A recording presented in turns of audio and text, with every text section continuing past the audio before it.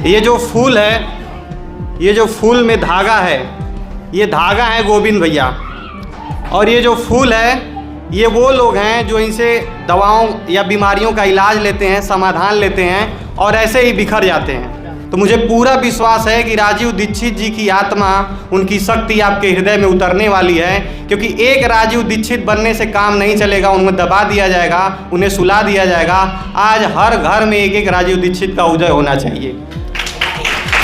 किसी भी चीज़ का, एक माता के पेट में अगर बच्चे का भी निर्माण हो रहा है तो पहले वहाँ पे आकाश तत्व यानी खालीपन रहेगा, फिर वहाँ पे वायु आएगा, फिर वहाँ पे अग्नि निषेचन की प्रक्रिया होगी, फिर उसका जो रज है वो मिल करके जल तत्व मिल के पृथ्वी का निर्माण करेगा।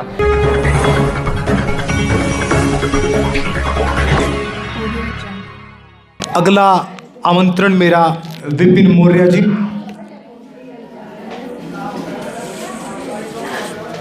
विपिन मौर्य जी कृपया मंच पर आए, अपने अनुभव हम सब तक साझा कीजिए। सबसे पहले तो आप सभी लोगों को सहृदय मेरा नमस्कार। और आज इस सोनीपत की धरती पे एक इतिहास रचा जा रहा है और शायद आप लोगों को लगे कि ये छोटी सी बात है, लेकिन मेरे को जब गोविंद भैया से बात चला तो मैं सोचा कि लखनऊ से मैं कैसे आऊँगा, 2 दिन में कैसे डिसीजन लूँगा, आ पाऊँगा कि नहीं आ पाऊँगा। लेकिन रात को सोते टाइम मेरे दिमाग में एक विचार चला कि ये जो पहला गोष्ठी हो रहा है, अगर कभी नाम आगे आया कि विपिन तू गया था, तो उसमें एक ही आएगा कि नहीं तुम नहीं गए थे। अगर कोई वीडियो आएगा, कोई ऑडियो आएगा, तो उसमें वही बात आएगी कि तुम नहीं गए थे। तो मैंने गोविंद भैया को बोला भैया लग रहा है मैं नहीं आ पाऊँगा। तो उन्होंने बोला कि नहीं तुम आना, क्योंकि जब मैं बिहार से आ सकता हूँ, अप डाउन कर सकता हूँ, तो तुम लखनऊ में ही हो तो चले आना। मैंने कहा ठीक है। तो यहाँ तक आने के पीछे एक कारण थे गोविंद भैया, और ज़्यादा टाइम ना लेते हुए सिर्फ 5 मिनट समय लूँगा। ये जो फूल है, ये जो फूल में धागा है, ये धागा है गोविंद भैया। और ये जो फूल है, ये वो लोग हैं जो इनसे दवाओं या बीमारियों का इलाज लेते हैं, समाधान लेते हैं और ऐसे ही बिखर जाते हैं। लेकिन इस धागे से अगर जिस दिन आप जुड़ गए एक फूल के रूप में, तो मुझे पूरा विश्वास है कि राजीव दीक्षित जी की आत्मा, उनकी शक्ति आपके हृदय में उतरने वाली है, क्योंकि एक राजीव दीक्षित बनने से काम नहीं चलेगा। उन्हें दबा दिया जाएगा, उन्हें सुला दिया जाएगा। आज हर घर में एक एक राजीव दीक्षित का उदय होना चाहिए। और एक बात और कहना चाहूँगा, अपने जीवन से मैंने जो निष्कर्ष निकाला अपने स्ट्रगल से, उसको मैं 5 मिनट में कहना चाहूँगा। तन, मन और धन। जब भी बात होती है तो बोला जाता है तन से साथ दो, मन से साथ दो, धन से साथ दो। तो ये जो तन, मन और धन है, तीनों का आपस में बहुत बड़ा संबंध है। इसका जो साइकोलॉजी है बहुत ही बड़ी है। उसको मैं शॉर्ट में कहना चाहूँगा कि अगर आपका तन खराब है तो मन खराब होगा, और मन चंचल है तो मन वायु का प्रतीक होता है। पैसा आपके पास नहीं टिकेगा, और जब पैसा नहीं टिकेगा तो दरिद्रता आएगी, और जब दरिद्रता आएगी तो फिर आतंकवाद बढ़ेगा। दूसरी सबसे बड़ी बात कि आप देखे होंगे लक्ष्मी जी फोटो में कभी अकेले नहीं दिखती हैं, या तो उनके पास गणेश जी होंगे या तो विष्णु भगवान होंगे। इसके पीछे का कारण क्या है? इसके पीछे का कारण यही है कि यदि हम पैसे को यानी लक्ष्मी जी को विवेक के साथ यूज नहीं करेंगे तो हमारे पास कितना भी पैसा आ जाए, हम ज़रूरत के समय उसको नहीं बचा सकेंगे। मैंने देखा है, मैं एक प्राइवेट एम्प्लॉय हूँ, इंजीनियर एज हाई कोर्ट में हम लोग का ऑफिस है। तो मैंने देखा है, मैं बहुत सारे लोगों से मिलता हूँ, मिलना मुझे अच्छा लगता है। तो वहाँ पे लोग बोलते हैं तुम्हारी कितनी सैलरी है? तो मैं बोलता हूँ अभी तो 18,000 है। बोलते हैं 18,000 में कैसे काम चलाते हो, हमारी तो 80,000 है।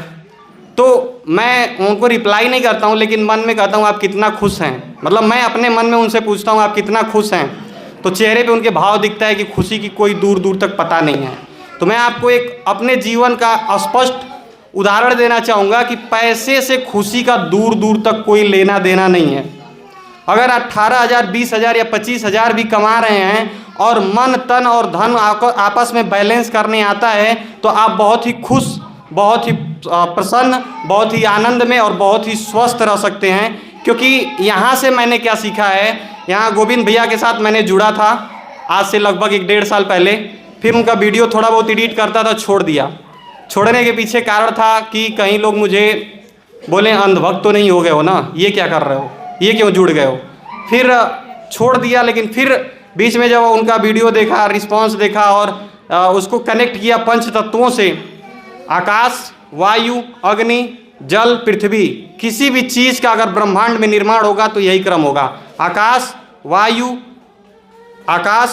अग्नि, जल और पृथ्वी, किसी भी चीज़ का, एक माता के पेट में अगर बच्चे का भी निर्माण हो रहा है तो पहले वहाँ पे आकाश तत्व यानी खालीपन रहेगा, फिर वहाँ पे वायु आएगा, फिर वहाँ पे अग्नि निषेचन की प्रक्रिया होगी, फिर उसका जो रज है वो मिल करके जल तत्व मिल के पृथ्वी का निर्माण करेगा। ये हर जगह मैंने मशीन बनाया तो मशीन में भी देखा कि अगर मशीन पर एक्सरे बैगेज स्कैनर में अगर कोई फोटो आ रहा है तो उसका निर्माण ऐसे ही हो रहा है। अगर विध्वंस की क्रिया देखें तो जस्ट इसका उल्टा, पृथ्वी, जल, अग्नि, वायु और आकाश। खाना हमने खाया, पृथ्वी तत्व खाया, जल में लार है, वो जल बन गया, पेट में गया अग्नि, फिर वायु के माध्यम से भ्राजक पित्त, वायु के माध्यम से ब्यान वायु पूरे शरीर में उसको आकाश तत्व में फैला देगी। तो मैंने पांचों तत्वों को जब इनके रिव्यू से कनेक्ट किया तो बहुत सारी चीज़ें वहाँ पे समझ में आने लगी कि रिजल्ट कैसे मिल रहा है। क्योंकि एक तो होता है अंधभक्ति में हम स्टेटस लगा दिए, अंधभक्ति में किसी को भेज दिए, लेकिन जब उसको कनेक्ट करने लगा तो बहुत सारे डॉट खुल के आने लगे, जो कि यहाँ पे बता पाना बहुत ही मुश्किल है क्योंकि टाइम का अभाव है।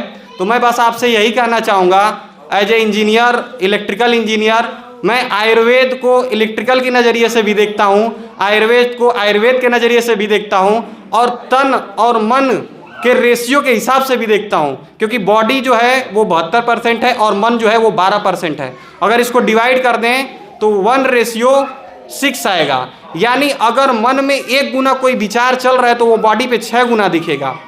और बॉडी से अगर मतलब मन पे काम किया है तो बॉडी को ज़्यादा मेहनत करनी पड़ेगी मन को बदलने के लिए।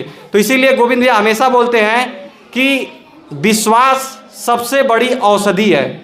अगर किसी को विश्वास नहीं है ना, आप उसको लाख बता लीजिए, वो उसको फ़ायदा नहीं करेगा, नुकसान ही करेगा। तो मेरा मकसद यही था कि आप लोगों को एक विश्वास दे पाऊँ कि यहाँ पे हम जो जुड़े हैं ना, अंधभक्त में नहीं जुड़े हैं, यहाँ पे हमारा एक विश्वास है, यहाँ पे हमारा एक दूसरे से मिलन जो हुआ है वो मन के बेस पे हुआ है। तो मुझे लगता है मुझे अपने वाणी को यहीं पे विराम देना चाहिए। बाकी आप लोगों का बहुत बहुत धन्यवाद कि आपने मेरे को इतने हृदय से सुना। वंदे मातरम।